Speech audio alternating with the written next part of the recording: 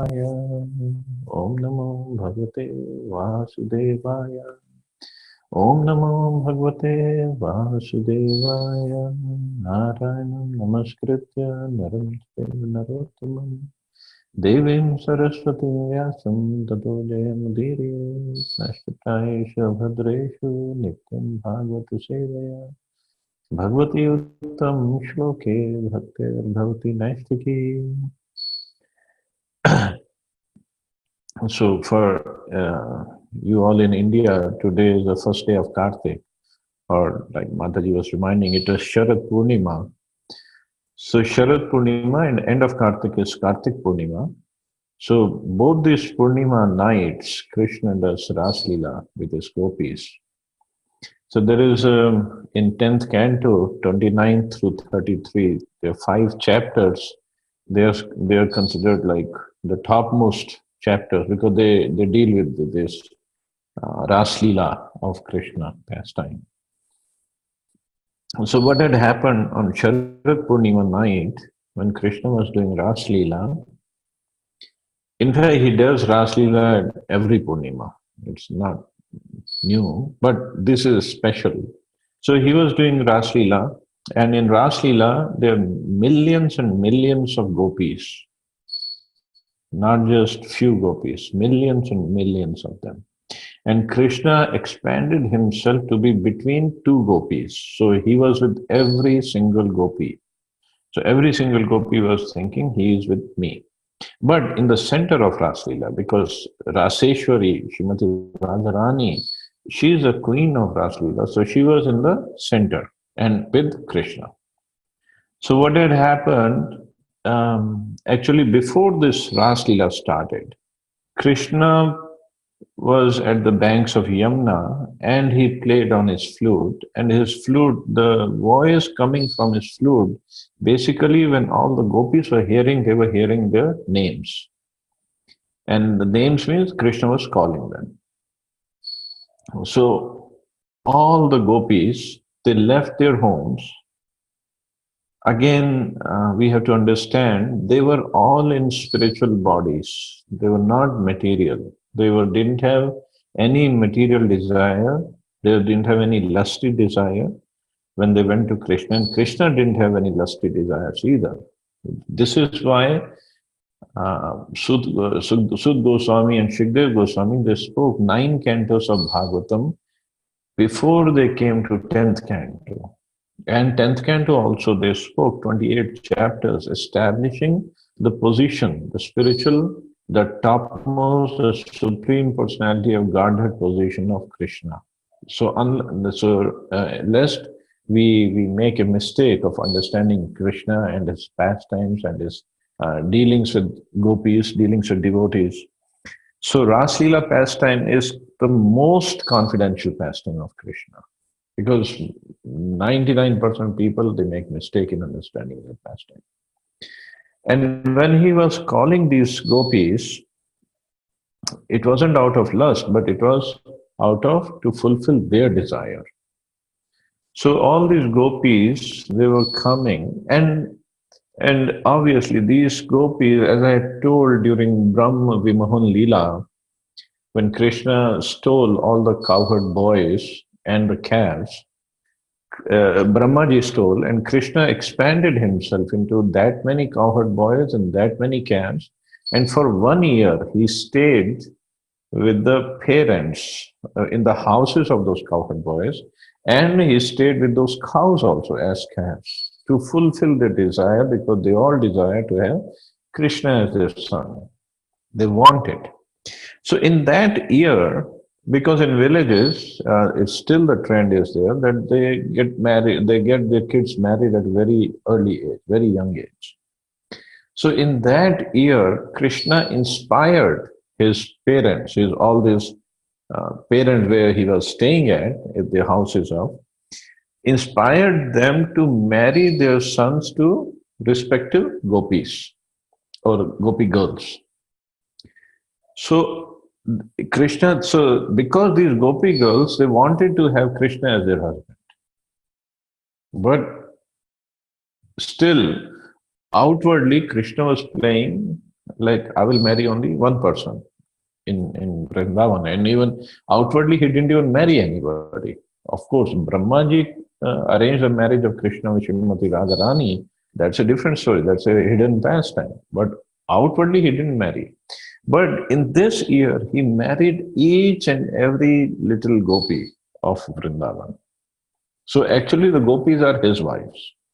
Of course, after this Brahma Vimohan Leela was over, all the cowherd boys, they woke up, and when they went home, they understood, they thought because of Yog Maya potency that they have already married these girls. So this was the pastime. So on Ras Leela night, tonight, when Krishna was playing on his flute, he was calling all the gopis. So all the gopis, they left their husbands at home. Somebody was feeding the kids, somebody was serving the husband, somebody was serving the in-laws, somebody was doing something, somebody was cooking, somebody was cleaning the house. They all left their homes to go to meet Krishna on the banks of Yamuna. Every single gopi, millions and millions of them, because it was their heartfelt desire and they were completely surrendered to Krishna. And when they went there, middle of the night, and this was a full moon night, and Krishna, there's a wonderful conversation, and Krishna tells them, "Oh, you all have come here, you all have fulfilled your desire, but now you should go back." So again, gopis, they argue with him philosophically, and then Krishna fulfills a desire by performing Ras Leela. But even in the Ras Leela, Srimati Radharani, who was in the middle of the group, who was in the center with Krishna, actually what had happened, these gopis, there are many different categories of gopis also. Like when Lord Ram was in Dandakaranya forest, when he was passing through, many sages who were sitting there, many tapasvis who were sitting there doing tapasya, they got attracted in conjugal mood towards Ram, seeing the beauty of Ram. But Ram told them, I am a Ekpatni Vrata, I have taken a vow to have only one wife, but when I come as Krishna in Dwapar Yuga, I'll fulfill your desire. So these munis or rishis, they all took the birth as girls in Vrindavan to have Krishna as their husbands. And that's one category. And similarly, there are so many other categories of gopis. So when Srimati Radharani was in the middle of Ras Leela, she thought, or she, I cannot believe of these newcomer gopis. And moreover, newcomer gopis had to be purified more. They had to come to that level of real gopis. So Srimati Radharani left the Ras Leela in the middle. Krishna went with her. And then when Krishna went, and then Krishna left the Ras Leela, then all these gopis, they got into the mood of separation from Krishna. And in that mood of separation, they all lamented, they all were looking for Krishna, they completely absorbed their minds in loving service of Krishna. And they were looking. One place they saw two sets of footprints on the sands of Yamuna. And then they talked to each other, oh, this gopi that Krishna is with, and she must be really fortunate. Actually, that was Srimati Radharani. So they were praising Srimati Radharani. And then later on, they saw only one set of footprints on the sands. Then they were saying, they were not at all envious of Srimati Radharani. They were saying, now that gopi must have gotten tired, so Krishna must have picked her up. And then later on, following their footsteps, they went inside, and then they saw Srimati Radharani sitting there and crying because Krishna had left her also. Whatever pastime was there. So then they all got together with Srimati Radharani and they enacted pastimes of Krishna, and it went on for one full month of Kartik actually. So Sharad Purnima, Ras Leela was started, and Kartik Purnima, again they had Ras Leela because then Krishna came back and they performed Ras Leela again. But still, there was few more gopis who still did not get purified enough because many gopis they could not leave their household to come to Krishna because somehow they were kept forced to stay back. Because why forced? Because everything is arranged by Yog Maya. Because they were still not qualified. They had the last threshold to cross. So now Raslila was over, everything was done. But then this Katyayani Vrat comes after month of Kartik. So they perform this Katyayani Vrat for 21 days.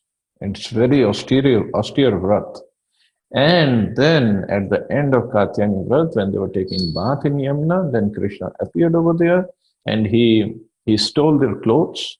So the stealing of clothes was not to see their bodies or naked bodies, but this was a symbolism that all these gopikas, they accepted Krishna as their husband because that's why they came in front of Krishna without the clothes.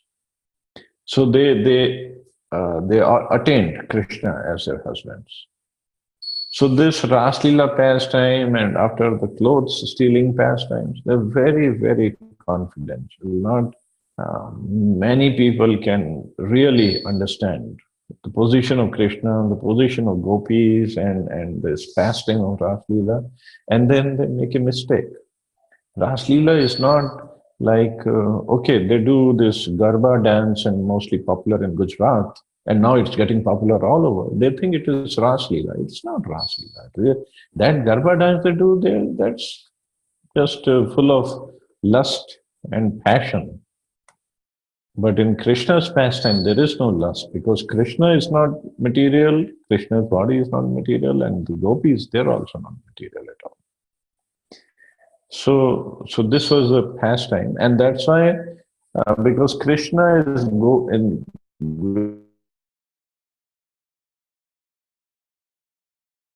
they're doing this Ras Leela whole. So we keep it. So when they get tired and they get hungry, they can accept this kheer. And actually, they do accept, and they leave the prasadam for us, so we can have the prasadam afterwards. So that's why people leave kheer in a nice steel pot, and they make wonderful kheer preparation for Krishna and gopis to enjoy it. So that's why this Poornima is very, very important. Sharad Poornima, Kartik Poornima, every Poornima, Vasant Poornima also, Krishna does Ras Leela at Govardhan. And Balramji also does his Ras Leela with his set of gopis. He has separate set of gopis. He does Ras Leela with. Anyway, although I think Sunday is Karva Chauth Vrat, right? That will be Chaturthi and Karva Chauth. So whoever is observing, please do observe. I got a wonderful message from somebody about Karva Chauth on another group, and I posted it on our group. So if you want to, go ahead, observe that. So anyway, so today we'll start the 18th chapter of Srimad Bhagavatam, first canto, Maharaj Parikshit, cursed by Brahmin boy. And this is what my background picture also shows. Not the curse, but how he got into that curse part. So text 1. Sutu vacha yo vedronestre viplushto namaturudre mritaha anugrihan bhagavata Krishna asyadadbhut karmanaha.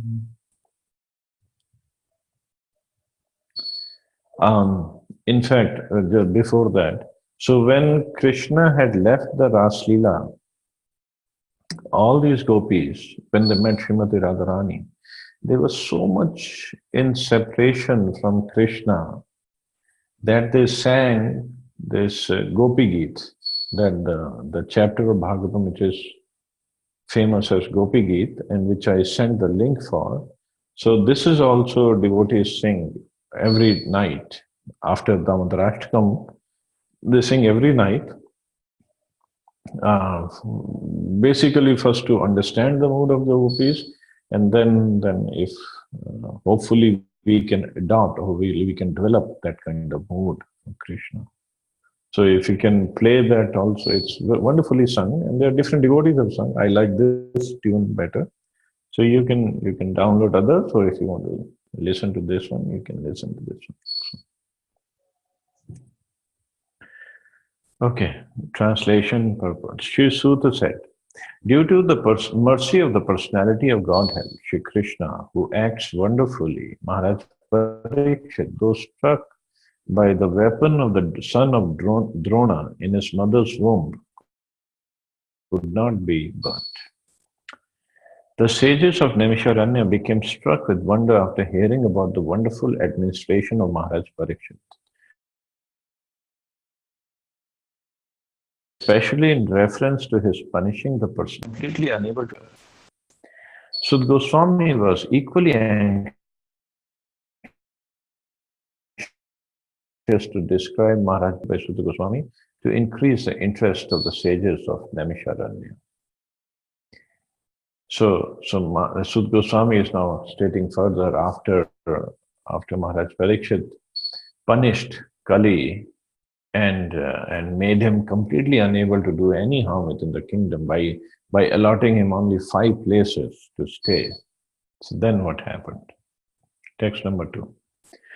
Brahm kopo thithad yastu tat takshat pran viplava na sammoho ubhyad bhagvartiya pita shayah. Furthermore, Maharaj Parikshit was always consciously surrendered to the personality of Godhead, and therefore he was neither afraid nor overwhelmed by fear due to a snake bird which was to bite him because of the fury of a Brahman boy. So here, Suta Goswami is really disclosing what will happen later on, but he said since he was completely surrendered to Krishna, he was not afraid of any snake bird or takshak, that I'll die because of this bite of snake bird. A self-surrendered devotee of the Lord is called Narayan Parayana. Such a person is never afraid of any place or person, not even of death. For him, nothing is as important as the Supreme Lord, and thus he gives equal importance to heaven and hell. He knows well that both heaven and hell are creations of the Lord, and similarly, life and death are different conditions of existence created by the Lord. But in all conditions and in all circumstances, remembrance of Narayan is essential.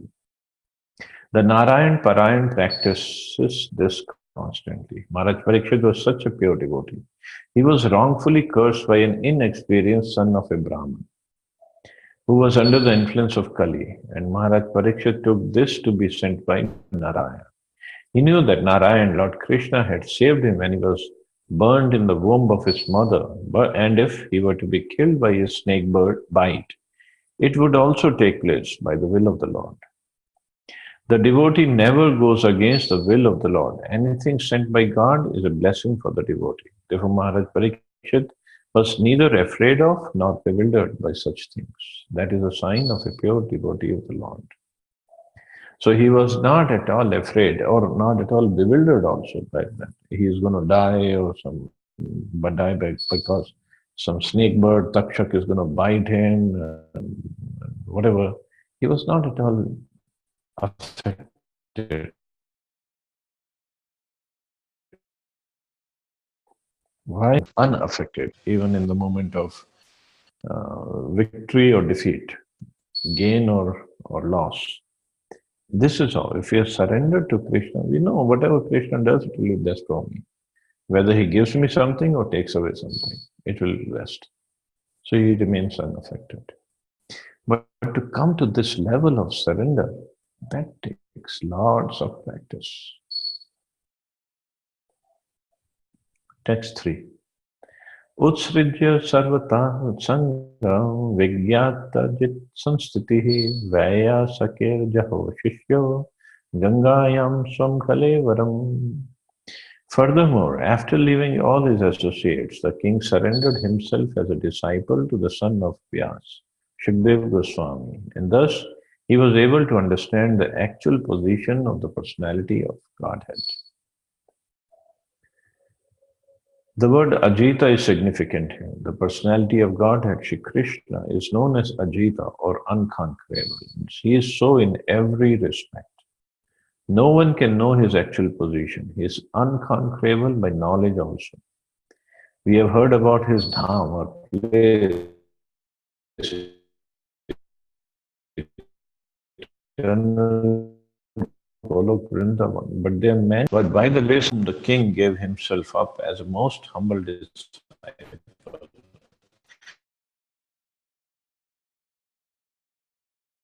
able to understand the knowing the transcendental position of the Lord and the transcendental method by which one can approach that transcendental dham, the king was confident about his ultimate destination. And by knowing this, he could leave aside everything material, even his own body, without any difficulty of attachment.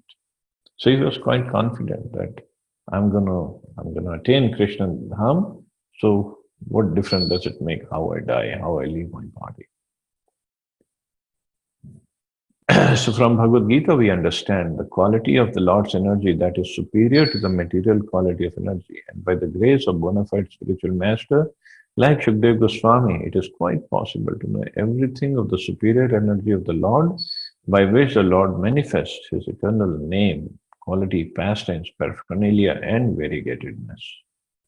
So it's possible to know by mercy of spiritual master, to know everything about Lord, everything about his energies. So unless one thoroughly understands the superior or eternal energy of the Lord, it's not possible to leave the material energy. So that's why Parikshit Maharaj, because he knew everything or knew all about the energy of the Lord, so he had no problem in leaving this material energy. By the grace of Lord Krishna, Maharaj Parikshit was able to receive the mercy of such a personality as Shukdev Goswami, and thus he was able to know the actual position of the unconquerable Lord. It's very difficult to find the Lord from the Vedic literatures, but very easy to know him by the mercy of a liberated devotee like Shukdev Goswami. So since we also have mercy of Srila Prabhupada, because without these sweet purports of Srila Prabhupada, we won't be able to even understand a single shloka of Srimad Bhagavatam. So Prabhupada has explained everything so nicely and presented this whole science of Krishna consciousness. Just like we were discussing about Ras Leela. Ras Leela is such a difficult subject to understand from our perspective, from our limited knowledge or understanding. So it's only by mercy of a guru we can understand the real position in tattva, in principle, in truth, the difficult or confidential or very, very deep pastimes of Krishna. And Prabhupada has explained them very easily, in very easy to understand English. So we can really understand, relish those pastimes, and we can meditate on those pastimes also in the right mood. This can only happen by the mercy of a pure devotee or a guru like Srila Prabhupada. So we'll stop here. As anybody has any questions or comments?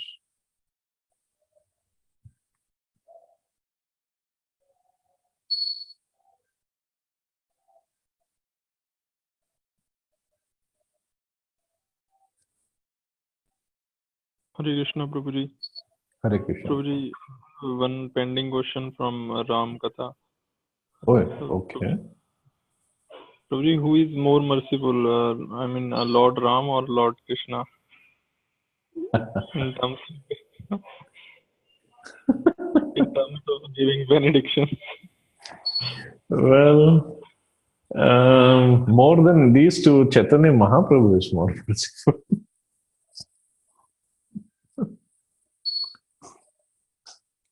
Because Chaitanya Mahaprabhu is Krishna, but he took the consciousness or the mood of Srimati Radharani.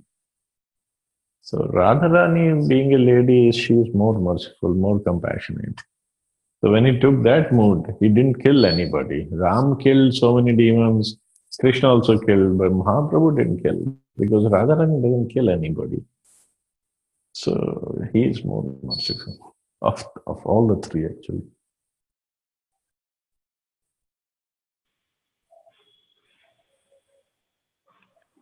But probably they say Lord Nityanand is more merciful. Yeah, if you go further than that, yeah. And in fact, even more merciful than Nityanand Prabhu is Srila Prabhupada. Because Nityanand Prabhu only preached in Odisha and Bengal and he just converted people there. Prabhupada went all over the world to preach and convert people. So if you pray to Prabhupada, he definitely will get more mercy. Thank you, Prabhuji. Okay, thank you, Prabhu.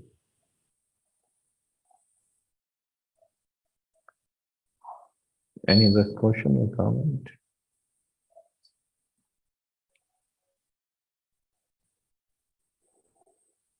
So I guess background looks awesome. stop.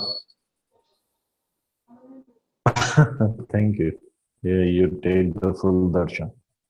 Wow. I guess we can stop here. You all have a wonderful